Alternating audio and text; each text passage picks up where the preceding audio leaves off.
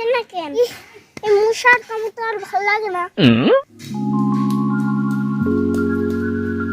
এখানে যত মশা, এখানে আর কি মানুষ থাকতে পারে?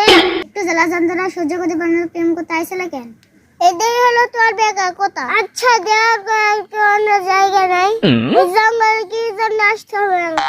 হয় তোমার সাথে বাইরে দেখা করে মানুষ দেখুক, দিকে আমার আব্বাকে বলে দিই, তখন আমার আব্বা তোমার ঠ্যাং ভেঙে দিবে। ওরে বাপ, মানুষে চলবে কেন? আচ্ছা তুমি একটা কাজ করো, তোর মোবাইল নাম্বারটা একটু দাও, আমি প্রতিদিন রাতে তোমাকে ফোন দিব।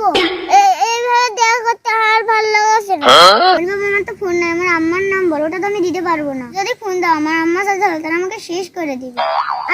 আমি সব সময় ফোন দেবো না, তুমি যখন বলবে তখনই ফোন দেবো। তাও আমি আমার বাড়ির নাম্বার দিতে পারবো না, সমস্যা হতেও পারে। তখনই দেখা যাচ্ছে তুমি পালিয়ে যাবে, শত দোষ হবে আমার।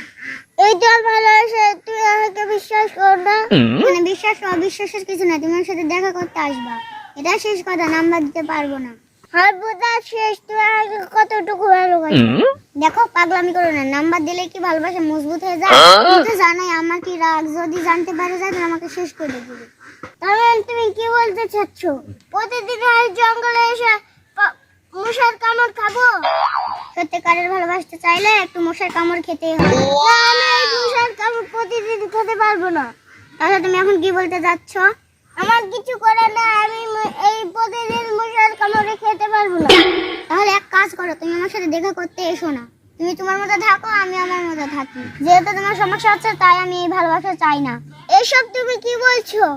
এই এই ছোট একটা বেসব নিয়ে আর সাথে তুই ব্রেকআপ করবে?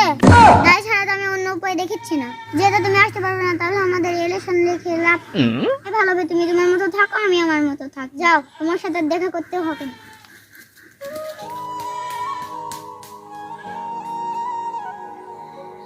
এই জন্য মেয়ে মানুষকে বড় বলা হয়।